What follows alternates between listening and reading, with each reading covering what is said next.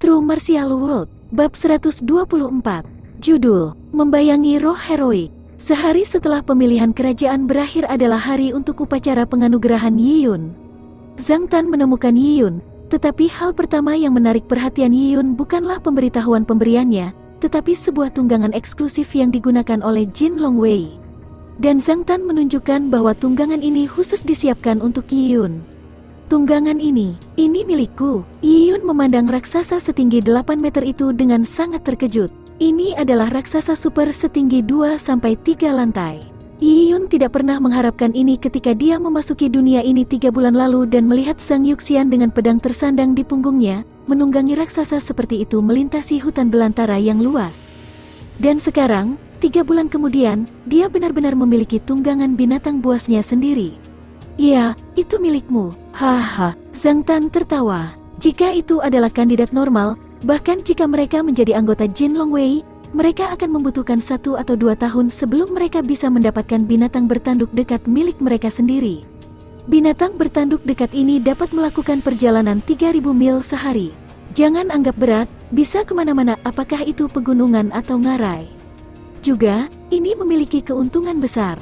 Inilah alasan mengapa ini adalah tunggangan standar Jin Longwei. Bisakah kamu menebak apa itu? Zhang Tan berhenti untuk membuat Yi Yun menebak-nebak. Yi Yun bertanya dengan penuh minat, bisa membawa banyak? Staminanya bagus? Zhang Tan menggelengkan kepalanya, tidak. Binatang bertanduk dekat ini tentunya bisa membawa barang yang banyak dan memiliki stamina yang bagus. Ini dapat berjalan selama 3 hari berturut-turut menempuh jarak 10.000 mil tanpa masalah. Tapi ini bukan keuntungan terbesar dari binatang bertanduk dekat itu. Keuntungan terbesar adalah ia makan sangat sedikit. Jika binatang bertanduk dekat benar-benar ingin makan, ia dapat memakan pohon yang menjulang tinggi untuk dimakan. Tetapi tanpa makanan, ia dapat langsung menyerap surga bumi Yuan Qi sebagai sumber energinya. Sebagai tentara yang berkeliaran, persediaan adalah masalah besar. Biasanya, nafsu makan tunggangan sebesar itu membutuhkan beberapa gerobak makanan. Tapi binatang bertanduk dekat itu bisa kelaparan selama bertahun-tahun. Ini adalah titik kritis. Langsung menyerap surga bumi Yuan Qi. Yi Yun tertegun tapi cepat mengerti. Ya, di dunia ini, ada berbagai macam harta karun. Ada juga binatang buas dan ganas. Mereka bisa menyerap esensi dari lingkungan dan mengeluarkan surga bumi Yuan Qi sejak lahir. Manusia harus berkultivasi untuk mencapai keadaan seperti itu. Manusia dan binatang memiliki kelebihannya masing-masing. Gunung besar yang tidak membutuhkan makanan sangat membantu untuk melintasi hutan belantara yang luas. Yi Yun sangat senang dengan tunggangannya. Dia melompat dan mendarat di punggung lebar binatang bertanduk dekat itu. Binatang bertanduk dekat itu tampaknya memiliki kebijaksanaan dan tidak menolak Yi Yun sebagai pemilik barunya. Tunggangan ini terlalu keren. Terima kasih, Master 1000 Klan. Yi Yun turun dari tunggangannya dan membungkuk. Haha, adik kecil Yi, panggil saja aku kakak Zhang mulai sekarang. Jin Longwei akan tinggal di klan suku Tao untuk beberapa waktu. Tinggallah beberapa hari lagi dan kultivasi. Mendengar kata-kata Zhang Tan, Yi Yun sedikit ragu-ragu sebelum berkata, ini seperti ini. Aku ingin sekali tinggal di sini selama beberapa hari untuk berkultivasi, tetapi aku memiliki seorang kakak perempuan di klan suku Lian. Karena beberapa alasan, dia harus bersembunyi di pegunungan. Sebelum aku pergi, aku meninggalkan makanan yang cukup untuknya. Tapi dia gadis yang lemah, jadi mungkin dia sudah terlalu lama tinggal di pegunungan. Dan, hubunganku dengan kakakku sangat bagus. Dia belum mendengar kabar dariku beberapa hari ini, dan mungkin akan khawatir dan mungkin ketinggalan. Juga, aku masih memiliki dermawan di klan suku Lian. Karena kekurangan makanan, mereka tidak bersenang-senang, jadi aku tidak bisa menenangkan pikiran. Karena dia tidak membawa Jiang Xiaoru bersamanya, dia tidak bisa merasa nyaman. Meskipun pegunungan belakang klan suku Lian tidak memiliki binatang buas, itu adalah tempat di mana kelinci bahkan sulit ditemukan, dia tidak mampu melakukan satupun kecelakaan. Zhang Tan tertawa, sepertinya adik kecil Yi sangat sentimental. Karena kamu berkata begitu, maka baiklah. Dalam beberapa hari ke depan, beberapa saudara aku akan datang ke Cloud Wilderness sebagai bala bantuan. Jenderal Yan juga telah memerintahkan kita untuk menempatkan pasukan di sekitar suku-suku sekitarnya. Kita masih dianggap cukup bebas untuk saat ini.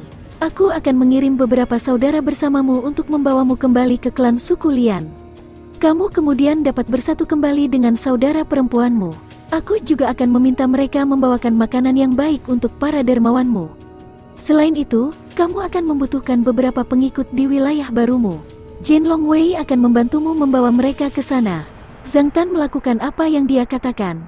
Dengan lambaian tangan, dia membiarkan bawahannya melakukan persiapan. Yi Yun senang mendengarnya. Jin Longwei akan membawakan makanan, membiarkan saudara perempuannya dan semua dermawannya melewati masa sulit ini.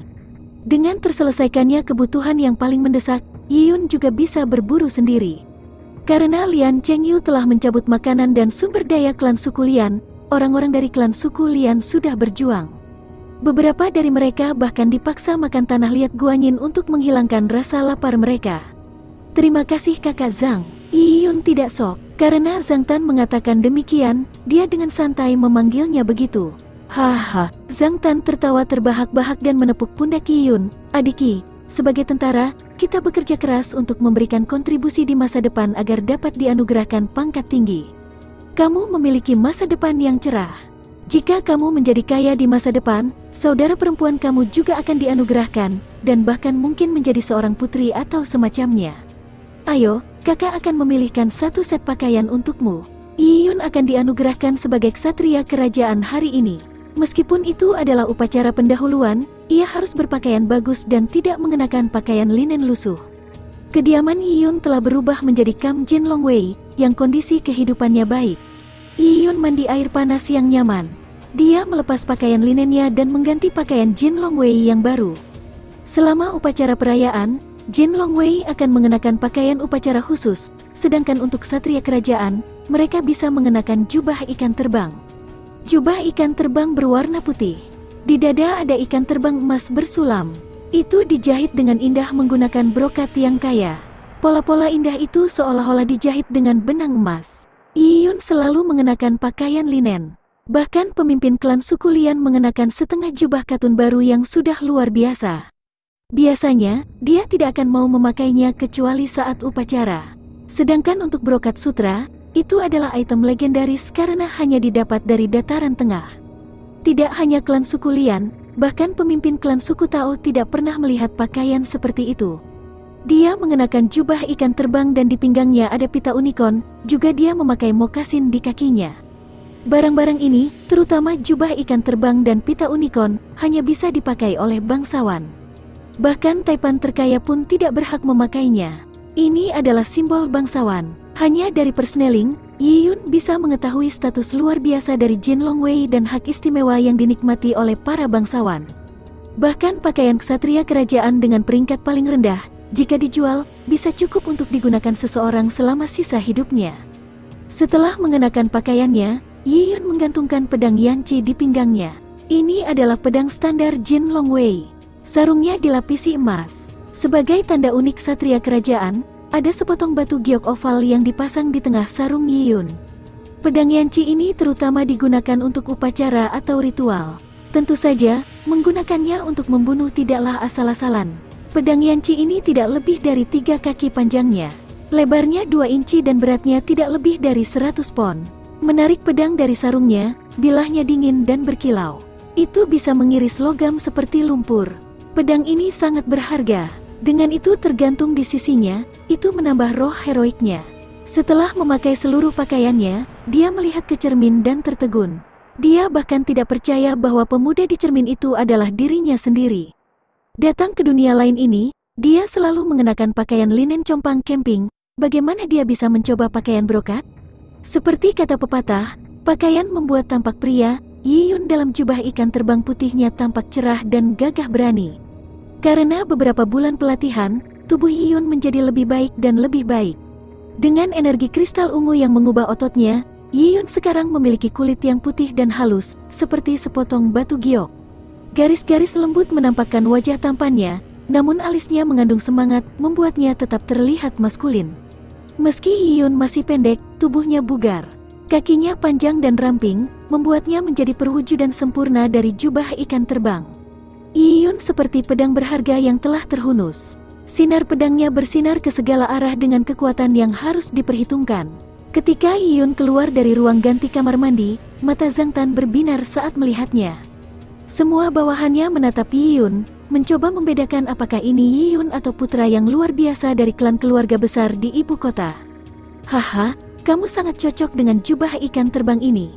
Aku harus mengatakan, adik kecil Yi, dengan penampilanmu, dalam 3 atau 5 tahun lagi, ketika kamu menjadi gagah, aku bertanya-tanya berapa banyak gadis yang akan mendapatkan masalah intro karenamu. Zhang Tan bercanda tanpa rasa malu. Sebenarnya, Zhang Tan bukanlah orang yang serius atau tidak fleksibel. Seorang pria militer tipikal di tengah lingkungan yang dipenuhi testosteron jarang bersikap serius atau sopan. Itu umum untuk membual dan membuang waktu, menjadi blak-blakan dan menceritakan lelucon dewasa satu demi satu. Tetapi Zhang Tan hanya akan blak-blakan di antara orang-orang dengan perawakan yang sama, atau dengan saudara-saudara yang telah melalui hidup dan mati bersamanya. Di depan bawahan dan rakyat jelata, dia akan tampil dingin dan tidak berperasaan. Sebagai pengatur waktu tua di ketentaraan, di depan rekrutan, dia sebagai instruktur harus menjaga martabat Jin Longwei. Yiyun dengan malu-malu menggaruk kepalanya. Dia sangat puas dengan efek dari memakai jubah ikan terbang. Ayo pergi, saatnya menganugerahkanmu sebagai ksatria kerajaan. Dengan itu, Zhang Tan membawa Yiyun keluar. Yiyun menunggangi binatang yang hampir bertanduk. Binatang buas ini melenggang di jalan-jalan kota klan suku Tao. Seluruh klan suku Tao ramai karena upacara penganugerahan Yiyun diadakan di alun-alun perayaan klan suku Tao. Klan suku Tao dengan cermat membuat pengaturan. Karena selain penganugerahan Yiyun sebagai ksatria kerajaan, Huya juga secara resmi dilantik sebagai anggota Jin Longwei. Tentu saja, Yiyun adalah bintang utama pertunjukan hari ini. Ketika Yiyun menunggang binatang bertanduk dekat dan muncul di dekat alun-alun perayaan klan suku Tao, banyak orang memandang Yiyun. Melihat Yiyun dalam jubah ikan terbang brokatnya, dengan pedang Yanci di pinggangnya, banyak orang dari klan suku Tao menjadi tercengang. Dan cerita pun bersambung.